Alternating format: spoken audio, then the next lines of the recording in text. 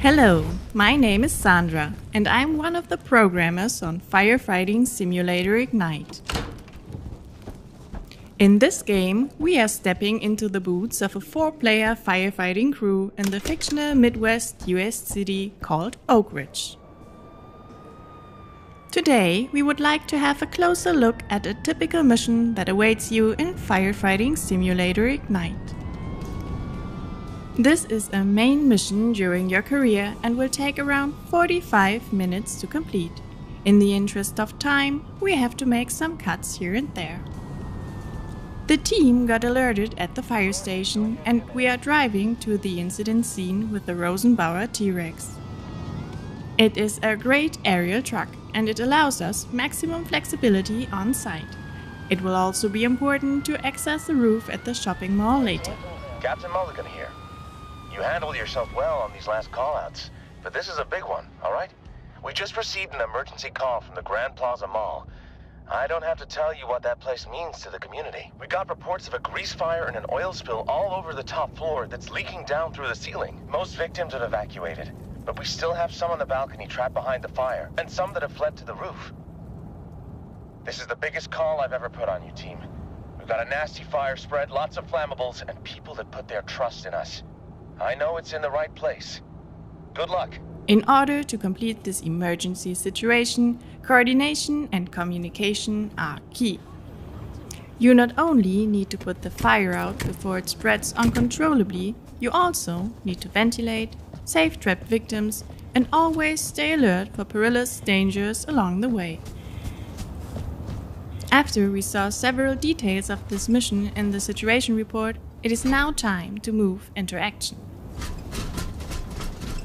Several people fled to the terrace and we can rescue them with a ladder before the fire reaches the trapped civilians. You can pick up injured or unconscious victims and carry them to paramedics waiting. Alright, they're safe with us. For the roof, the ladders are not high enough, and that's why we should prepare the Rosenbauer T-Rex area. First thing we want to do is extend the supports to have maximum stability to operate it safely. We need roof access not only for ventilation, but also to rescue the 2 trapped civilians who haven't got any alternative, as the elevators are out of service. We need to rescue them one by one while maintaining a safe operation. You are always playing as a team of 4, either with your friends or with AI-controlled NPCs. Now it's time to deal with the raging fire inside. Therefore, we connect an attack line with the T-Rex aerial. Our NPC colleagues have already made sure that it's connected with a hydrant to offer a stable water supply. There is another victim. We should rescue her first before moving on. On the way out, we spotted a fuse box. It is always important to deactivate the electricity as it causes electrical fires. As we now further explore the site, we discover more victims that need to be rescued. You can always check the number of people that are safe and also the ones that still need to be safe in the upper left screen corner. While the other team members focus on the rescue, we will start firefighting. One of our team members deployed an attack line on the roof, which we can now use to fight the flames.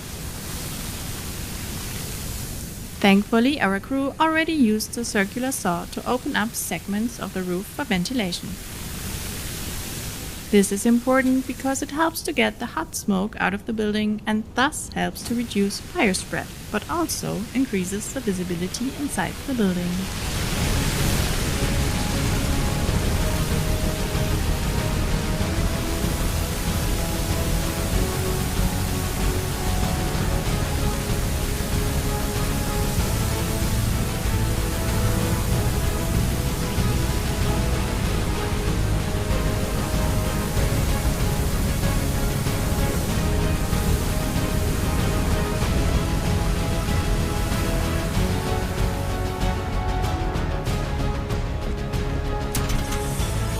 Before we move further inside to the origin of the fire, the fryer in the restaurant kitchen, we should switch the extinguishing agent to foam, as we need to tackle a liquid fire. Water alone wouldn't help here. It would make things even worse.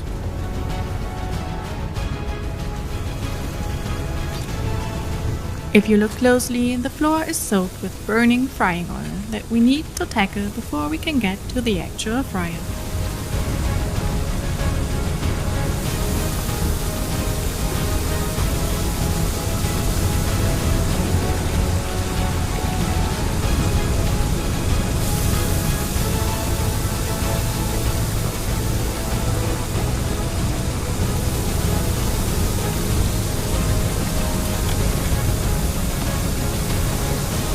There, we need to work with a wet chemical fire extinguisher to prevent the grease from reigniting itself again.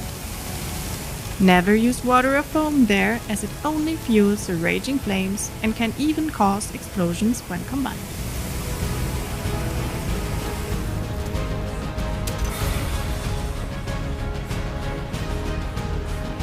The fire origin has been tackled, but we need to make sure all fires are properly extinguished before the mission is completed.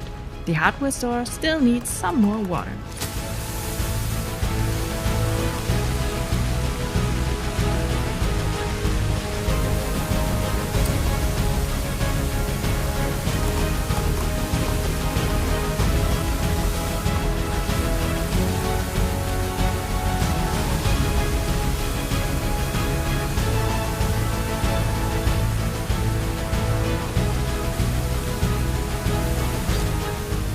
Once the visible flames are out, you can always check for hidden fires and heat sources that could reignite with the thermal view tool. This helpful tool can also help you navigate through smoke when fighting fires.